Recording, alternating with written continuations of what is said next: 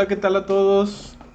Le doy gracias a Dios en este día por la vida de cada uno de ustedes y por la oportunidad que me da de poder compartir un poco de su palabra en esta serie de estudios de Jesús y la Navidad. Ahora en esta ocasión con el capítulo de El Dios que adoramos. Vamos a poner este tiempo en manos del Señor para que sea su palabra la que escuchemos y que toque los corazones de cada uno de nosotros conforme a su voluntad. Padre alabado, te damos gracias, mi Señor, en este día por este tiempo que podemos pasar escuchando de tu palabra. Mi Señor, te pido que guíes las palabras que salgan de mi boca, mi Señor, que sean de tu agrado, mi Señor, y que sean para tocar los corazones de cada uno de nuestros hermanos, mi Señor, para sobre todo, mi Señor, que sea edificante esta palabra, mi Señor, para tus hijos, Padre alabado. Que tú obres en la vida de cada uno de nosotros, mi Señor, y toques nuestros corazones con tu palabra, Señor. Te lo pido en nombre de Cristo Jesús. Amén. Bueno, en esta ocasión vamos a tratar el tema del Dios que adoramos. Ya pudimos escuchar a nuestros hermanos Raúl, Rubén, nuestro hermano Fabricio, nuestro hermano José, compartiendo los capítulos anteriores donde pues podemos ver el gran regalo que nos fue dado, ¿no? La salvación, eh, el amor que Dios tiene para con sus hijos. En esta ocasión pues toca el capítulo del Dios que adoramos. Este capítulo está enfocado en Mateo 2, versículo 2, que habla sobre los magos del oriente que venían a Jerusalén a, a ver al rey que había nacido. Dice el versículo diciendo: ¿dónde está el rey de los judíos que ha nacido? Porque su estrella hemos visto en el oriente y venimos a adorarle. Como podemos ver, este versículo lo podemos dividir en tres partes. Eh, el rey que ha nacido, su estrella, y venimos a adorarle. Ya en capítulos anteriores, en los estudios anteriores, vimos perfectamente quiénes eran estos magos que no eran reyes, eran magos, dice la palabra, y magos en el significado de que eran sabios, conocedores de astronomía, conocedores de la palabra, y sabían perfectamente de la venida del Salvador, ¿no? Entonces nos queda bastante claro quiénes eran los que iban, o a quienes se les había dado a conocer el nacimiento de nuestro Salvador. Vamos a enfocarnos en este capítulo precisamente como dice el título del mismo, en el rey que adoramos, ¿no? En el Dios que adoramos, el rey que nació, como lo dice el versículo, su estrella, su brillo, su luz, y en la forma o en la adoración que merece nuestro Dios, el Dios que adoramos. ¿Y por qué merece esa adoración a nuestro Dios? Pues simple y sencillamente porque Él nos ha amado, ¿no? Él desde inicio de los tiempos de la creación, Él ha amado su creación y siempre ha tenido en su voluntad el querer estar en contacto con su creación, ¿no? Y con su pueblo. Él escogió por pueblo al pueblo de Israel, pero pues todos conocemos la historia del pueblo de Israel y la historia de muchos de nosotros como creyentes, como cristianos, como hijos de Dios, que somos de dura cerviz, ¿sí? Podemos ver y podemos leer y podemos entender que el pueblo de Israel era de dura cerviz, y en algún momento podemos hasta cuestionar al pueblo de Israel pero si analizamos nuestras propias vidas nos podemos dar cuenta que nos parecemos mucho al pueblo de Israel en esa dureza de servicio que tenemos. Pero Dios no dejó a su pueblo de Israel y no nos deja a nosotros, ¿no? Entonces el Señor siempre ha querido reinar sobre su pueblo, siempre ha querido gobernar con justicia, pero su pueblo lo ha rechazado, y eso lo podemos ver en Primera de Samuel, capítulo 8, en los versículos del 5 al 7, cuando el pueblo, y voy a leer textualmente como dice en los versículos, y le dijeron, recordemos que estaban hablando con Samuel en esta ocasión, porque Samuel ya había sido, pues ya estaba por terminar su vida, ya era viejo, y sus hijos pues no eran del todo rectos, ¿no? Conforme a la palabra. Entonces el pueblo vino a Samuel y dice, aquí la palabra dice, y le dijeron, he aquí que tú has envejecido y tus hijos no andan en tus caminos, por tanto, constitúyenos ahora un rey que nos juzgue, como tienen todas las naciones. Y dice el versículo 6, pero no agradó a Samuel estas palabras que dijeron, danos un rey que nos juzgue. Y Samuel oró a Jehová. Y aquí lo hermoso de esto, lo bello de esto es que Dios sabía, Dios conocía de todo esto, del corazón de su pueblo, y le contesta, lo que le dice a Samuel es algo pues que nos puede maravillar, ¿no? Porque él lo permite. Y dijo Jehová a Samuel, oye la voz del pueblo en todo lo que te diga, porque no te han desechado a ti, sino a mí me han desechado, para que reines sobre ellos. Él sabía que su pueblo quería un rey, él sabía que su pueblo tenía un corazón duro, tenía una cerviz dura, pero él ya tenía previsto todo esto, y lo permite, y lo permitió. Pero también él tenía un plan para todo esto, tenía un plan para todos nosotros y para su pueblo. Tan es así que esto está escrito en Deuteronomio, el capítulo 17, de los versículos 14 al 15, ¿sí? Cuando dice la palabra, cuando hayas entrado en tierra que Jehová tu Dios te da, y tomes posesión de ella, y la habites, y digas, pondré un rey sobre mí, como todas las naciones que están en mis alrededores, ciertamente pondrás por rey sobre ti al que Jehová tu Dios escogiere. De entre tus hermanos pondrás rey sobre ti. No pondrás sobre ti a hombre extranjero que no sea tu hermano. Entonces el Señor ya tenía previsto que el pueblo iba a querer tener un rey, que el pueblo de Israel no iba a estar contento con lo que Dios había decidido para ellos, y iba a pedir un rey. Entonces el Señor, en su misericordia y en su amor y en su gracia para con su pueblo, Él tenía previsto proveerlos de un rey, y les dio la oportunidad de tener un rey escogido por el ungido, por el primero de ellos, sabemos todos, fue Saúl, y después vino David de la casa de Judá, que David era conforme a la voluntad o conforme al corazón de Dios, ¿sí? Entonces podemos ver aquí que Dios en su soberanía, Dios en su grandeza, conoce el corazón de los hombres, conoce el corazón de su pueblo, y tiene un plan para con todos nosotros. Pero vamos más adelante, vamos sobre quién es el rey que nos dio, sobre quién es el rey que nació.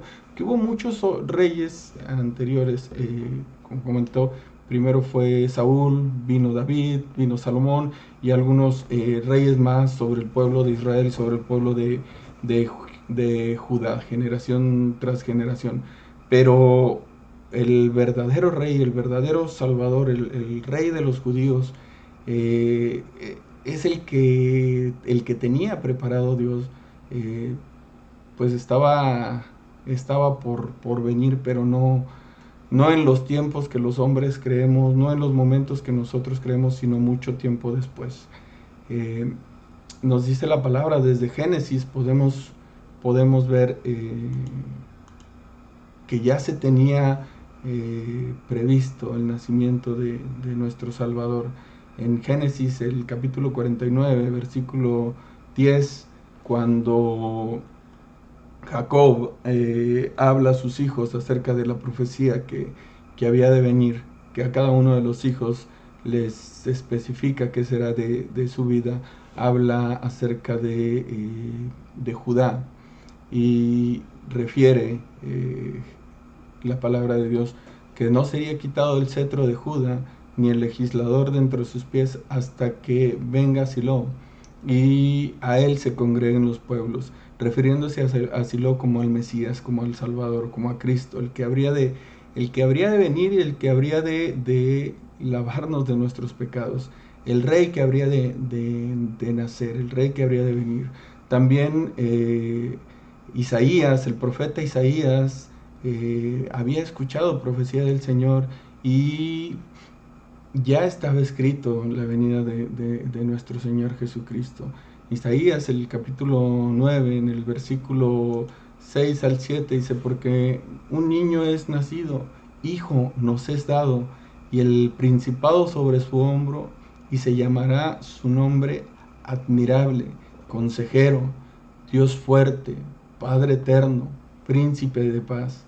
Lo dilatado de su imperio y la paz no tendrán límite sobre el trono de David y sobre su reino, disponiéndolo y confirmándolo en juicio y en justicia desde ahora y para siempre. El celo de Jehová de los ejércitos hará esto. Qué hermoso y de qué manera tan agradable nos describe aquí a aquel que nos es dado, aquel regalo, porque el Señor vino para nosotros. El Señor vino no porque Él tuviera necesidad de salvación. El Señor vino como regalo para nosotros, como salvación. ¿Y quién vino? Vino el admirable, el consejero, el Dios fuerte, el Padre eterno y el príncipe de paz, que ya lo hemos estudiado, lo hemos visto en las predicaciones de los estudios anteriores. Cada uno de estos nombres que se le da a Jesucristo, y esto es una idea para ver el rey que nació. Él es el rey que nos fue dado, ¿no? Y no solo fue dado al pueblo de Israel, sino por el pueblo de Israel nos fue dado a todos nosotros. También tenemos lo que dice Miqueas en el capítulo 5, versículo 2, sobre dónde habría de nacer nuestro Salvador. Y esto es en referencia al versículo que estamos viendo, de hacia dónde se dirigían aquellos sabios, porque sabían dónde habría de nacer el rey. Dice, pero tú, Belén Éfrate, pequeña por estar entre las familias de Judá, de ti me saldrá el que será el Señor en Israel, y sus salidas son desde el principio, desde los días de la eternidad. Entonces, ellos sabían, los sabios sabían perfectamente dónde iba a nacer el rey de los judíos, nuestro rey, nuestro Salvador. Y no solo eso, nos habla aquí Miqueas de quién es el Salvador. No nos habla de alguien que no haya existido hasta ese momento, sino nos habla de aquel que desde la eternidad ha estado, de aquel que desde el principio de los tiempos ha existido, nada más que siendo Dios, se hizo hombre para salvación nuestra. Y esto lo podemos ver en Juan capítulo 1, en el versículo 1 y el versículo 14 dice, en el principio era el verbo, y el verbo era con Dios, y el verbo era Dios. Y en el versículo 14 vemos que aquel verbo fue hecho carne y habitó entre nosotros, y vivimos su gloria, gloria como la del unigénito del Padre, lleno de gracia y de verdad. Entonces, este es el rey que había nacido, este es el rey de los judíos. Este es el rey que nos fue dado, el regalo que nos fue entregado. No nos fue entregado cualquier cordero para sacrificio, no nos fue entregado algo sin valor, nos fue entregado aquello que tenía más valor para Dios, aquello que tenía más valor para nuestro Creador. El unigénito del Padre fue entregado a nosotros. Y como dice el versículo, ¿dónde está el rey de los judíos que ha nacido? Fue aquel que nació rey, no nació príncipe, nació rey. Pasando ahora a la segunda parte de el versículo que estamos viendo de Mateo 2, versículo 2. Dice, porque su estrella hemos visto en el oriente.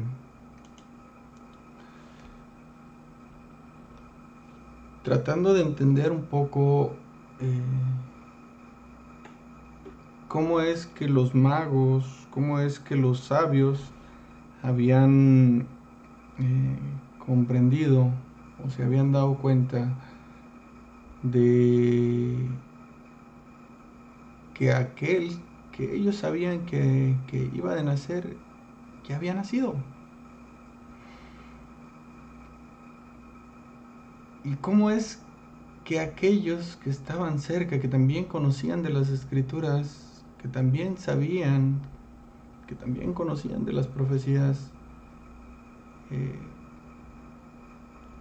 no se enteraron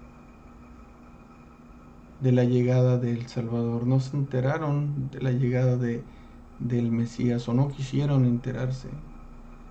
¿Sí? Dicen el Mateo capítulo 2 nos habla que vinieron del oriente los magos porque habían visto su estrella desde el oriente, porque habían visto la estrella de el rey de los judíos, la habían visto desde el oriente y no pudieron verla aquellos que estaban más cerca, que eran los escribas, que eran los fariseos. Recordemos que cuando los magos del oriente vinieron preguntando por el rey de los judíos, el rey de Herodes se turbó y toda Jerusalén con él. Recordamos que dice la palabra. Y estos convocaron a los principales sacerdotes y a los escribas del pueblo y les preguntaron que dónde había de nacer el Cristo. Y ellos sabían perfectamente dónde había de nacer el Cristo. Pero conociendo de tanto de la palabra, conociendo tanto de las profecías, recordemos que eran los escribas, los fariseos, los sacerdotes, eran quienes más conocían de la palabra, eran quienes más estaban adentrados con la palabra. Sin embargo, ellos les pasó por alto el nacimiento del Salvador. Tuvieron que venir del oriente a adorar a Jesucristo, porque ellos desde el oriente vieron la estrella, vieron su estrella, vieron su luz. ¿Pero qué vieron los magos? ¿Qué vieron aquellos que venían desde el oriente a alabar a Jesús, a alabar al rey que había nacido? Dice Números 24:17, cuando el profeta Balaam está con Balac, y en el versículo 17 de Números 24 dice, lo veré, mas no ahora, lo miraré, mas no de cerca. Saldrá estrella de Jacob y se levantará cetro de Israel y herirá la sien de Moab y destruirá a todos los hijos. ¿Por qué se refiere a Jesucristo como estrella? Porque como sabemos, Jesucristo es luz. Dios es luz, nuestro Salvador es luz. Y eso lo podemos ver claramente en Juan.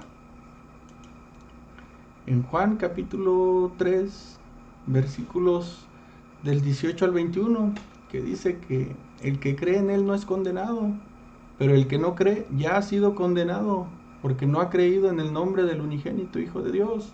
Y esta es la condenación, que la luz vino al mundo. ¿Quién vino? La luz vino al mundo, la luz vino a nosotros. Y los hombres amaron más las tinieblas que la luz, porque sus obras eran malas. Entonces, ¿por qué los fariseos o por qué los escribas o por qué aquellos que conocían de las escrituras no se dieron cuenta que la luz había venido al mundo? Porque no estaban prestando atención, o tal vez porque amaron más las tinieblas que la luz. Y así estamos en este mundo. Hay quienes conociendo la luz, hay quienes viendo la luz, aman más las tinieblas que la luz.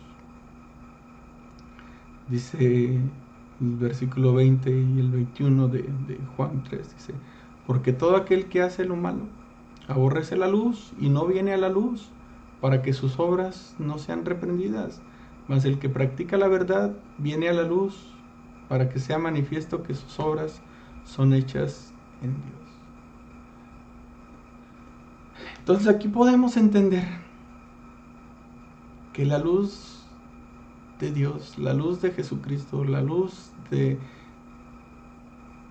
nuestro Salvador no era una luz que se pudiera ocultar, era una luz que estaba presente, era una luz visible, era una luz que los magos pudieron ver en forma de estrella, era una luz que los magos pudieron ver en forma de un astro, de un planeta, no lo sé. Pero era la luz de nuestro Señor que resplandecía. Era la luz de nuestro Señor que les iluminaba el camino, y la pudieron ver porque ellos estaban atentos, porque ellos buscaban la luz, porque ellos buscaban la verdad.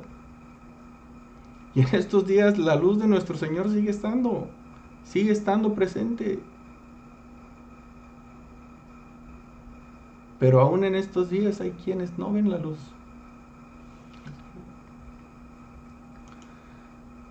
Podemos ver en Apocalipsis 21-23 cómo es la luz de nuestro Salvador. Y dice: la ciudad no tiene necesidad de sol ni de luna que brille en ella, porque la gloria de Dios la ilumina, y el Cordero es su lumbrera. Recordando lo que dice Juan, la luz vino al mundo, vino la lumbrera, vino la estrella que se había prometido.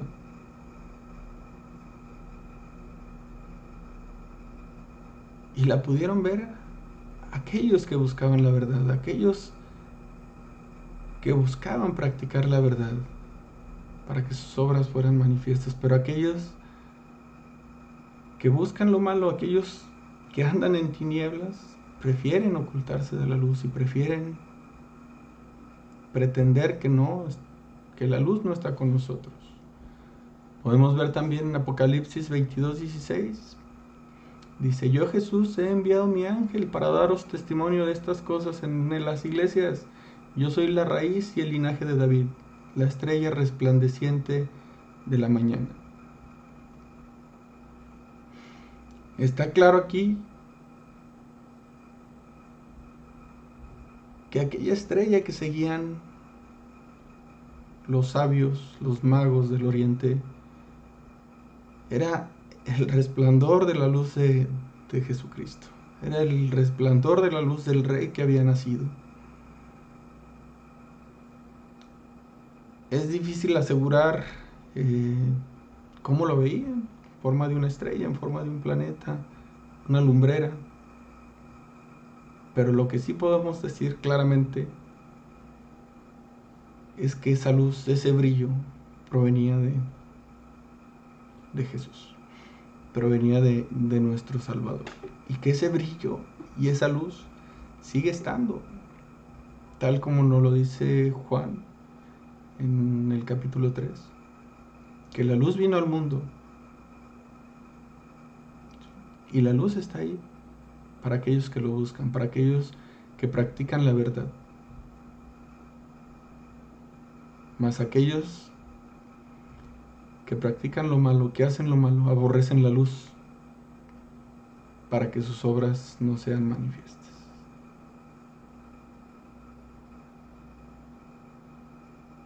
Finalmente podemos pasar al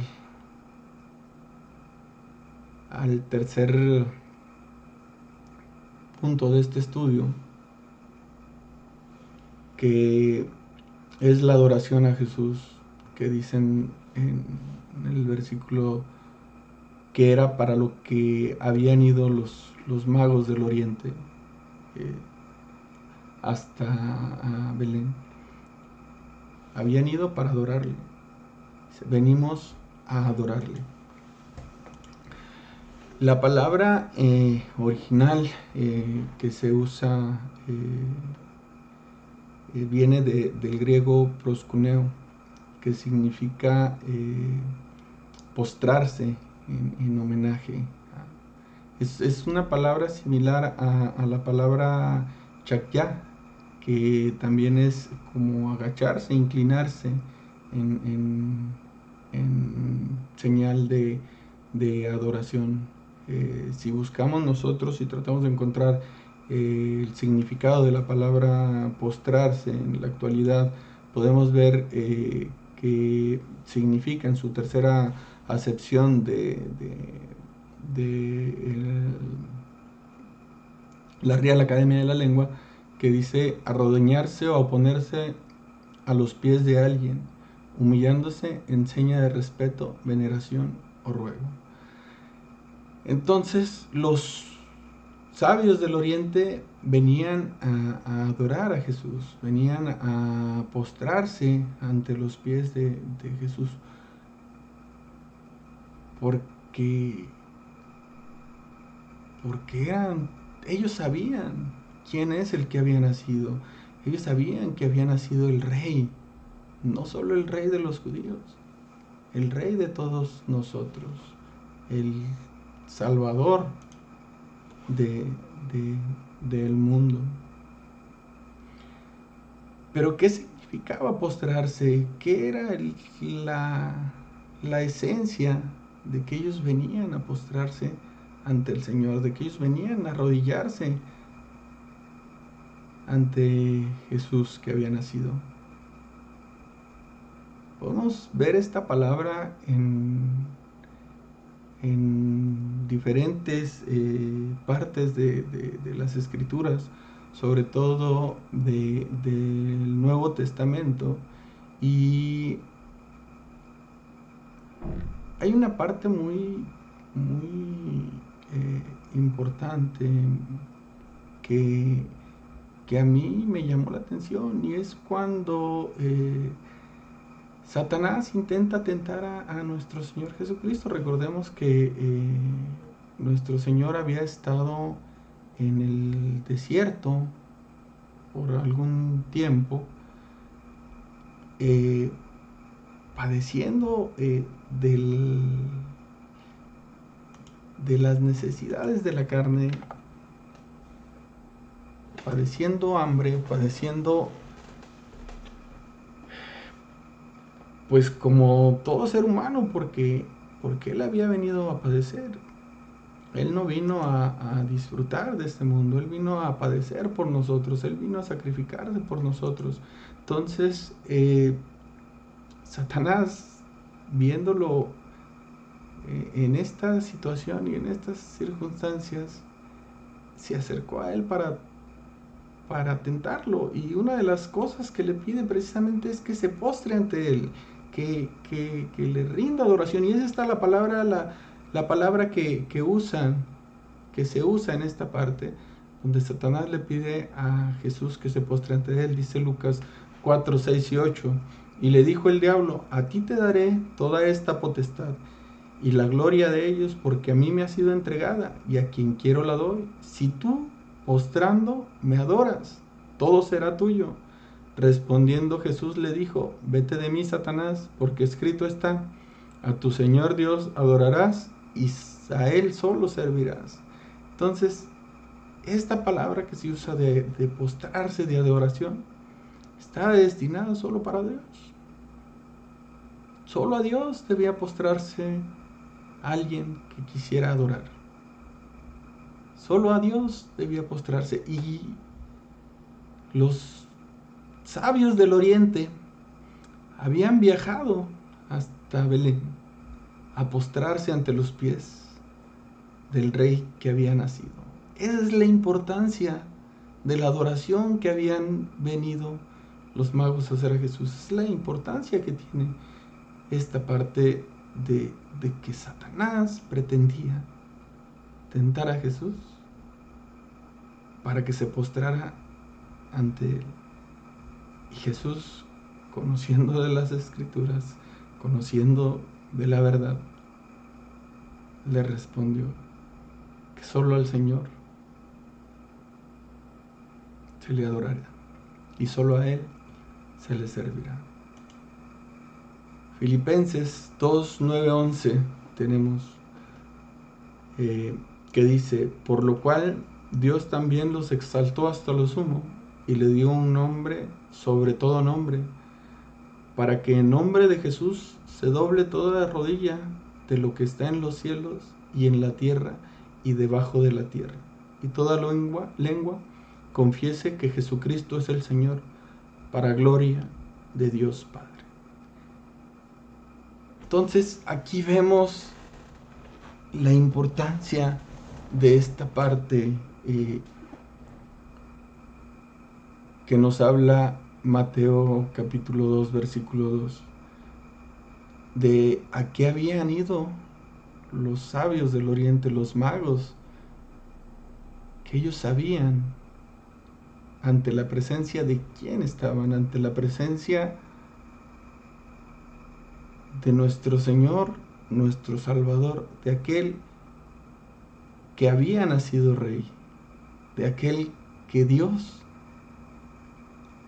le había dado nombre sobre todo nombre, para que toda rodilla se doblara ante él en los cielos y en la tierra y debajo de la tierra, y que toda lengua confesara que él era el Señor. Ese es el regalo que se nos dio, ese es el Salvador que vino a nosotros. Eso es el precio que se pagó por nuestros pecados. No fue algo de poco valor, no fue un siervo cualquiera. Si bien vino a servir, no fue un siervo cualquiera. Era el Rey de Reyes, era el Señor de Señores, el que vino como pago por nuestros pecados.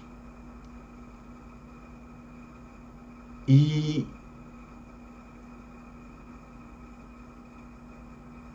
vamos un poquito más adelante a esta parte que en lo particular me encantó en relación a la adoración que se tiene o que se debe a nuestro Señor. Y es la parte donde Jesús en Juan 4,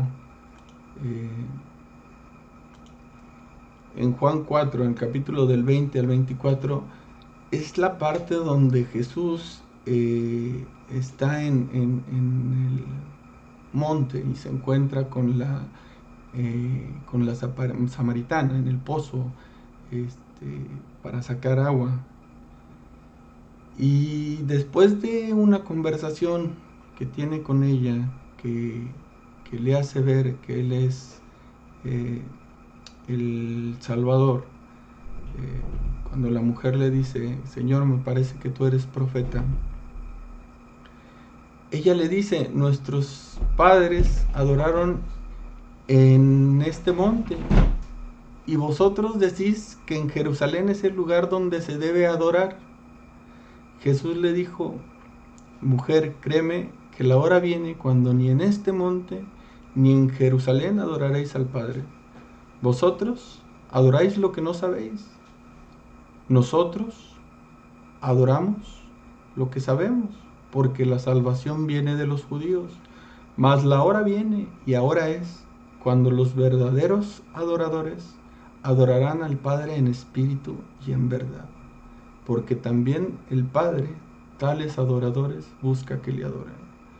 Dios es espíritu, y los que le adoran en espíritu y en verdad es necesario que le adoren.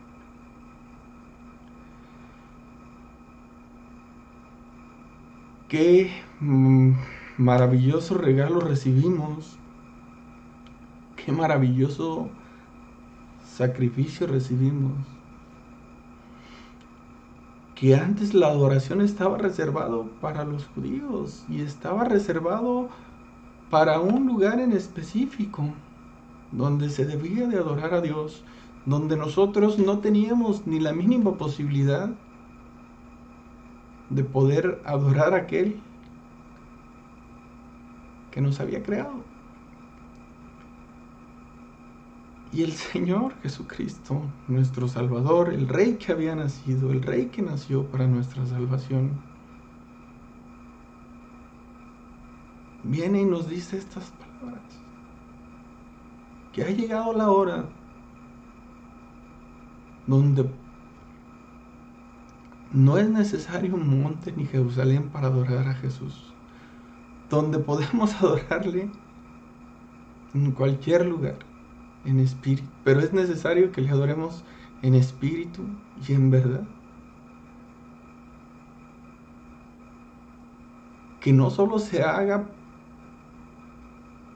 por cumplir con los estatutos que están escritos o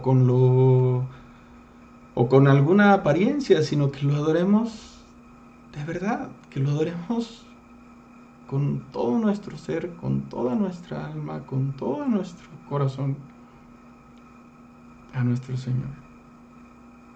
Porque dice la palabra, porque tales adoradores busca que le adoren.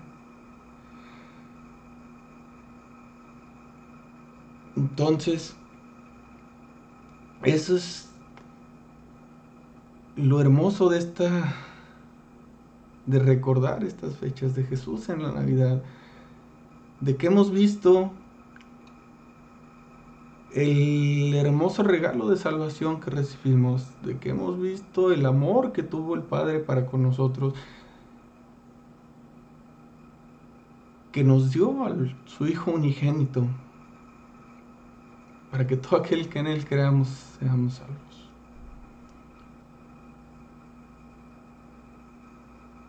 Y con esto cierra la serie de estudios de Jesús en la Navidad, entendiendo la magnitud del regalo que recibimos. Recibimos a un Rey que vino a servirnos. Recibimos a aquel cuya luz nos aparta del pecado, aquel que es digno de adoración, y no de cualquier adoración, sino la adoración que debemos tener para con Dios, de la adoración que debe ser en espíritu y en verdad, y aquel que nos permite acercarnos a la gloria de Dios, porque Él pagó por nuestros pecados.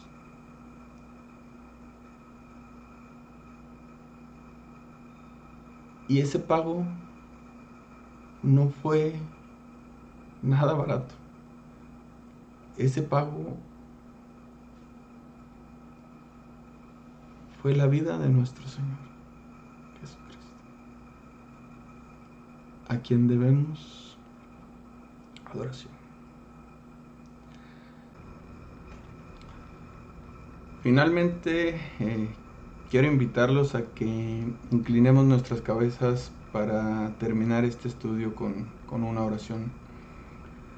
Gracias, Padre alabado, te damos en este día, mi Señor, por tu palabra, por el hermoso regalo que nos has dado de salvación, Padre Santo, por el sacrificio de nuestro Señor Jesucristo, por su sangre derramada en la cruz que ha servido para lavar multitud de pecados, Señor. Gracias te damos, Padre Santo, por recordarnos en este tiempo este regalo precioso que nos fue dado, este Rey que nació, que nos fue dado y al cual debemos toda la adoración, Padre Santo. Gracias por cuidarnos en este año, por darnos fortaleza en los momentos de dificultad, mi Señor, y por estar con nosotros en cada momento, Padre Santo, sosteniéndonos con tu mano, mi Señor. Gracias, Padre alabado, por la vida de mis hermanos. Gracias por tu guía y tu cuidado en todo momento, Padre Santo. Te pedimos, mi Señor, que sigas cuidando la vida de cada uno de los miembros de tu iglesia, mi Señor, y que nos des ese coraje, mi Señor, para poder seguir compartiendo tu palabra, sobre todo aquellos que más te necesitan, mi Señor. Gracias por todo lo que haces por nosotros, por tu bondad, por tu misericordia y por tu amor. En los méritos de nuestro Señor Jesucristo. Amén. Gracias por el tiempo que le dedicaron a escuchar este estudio. Que Dios les bendiga.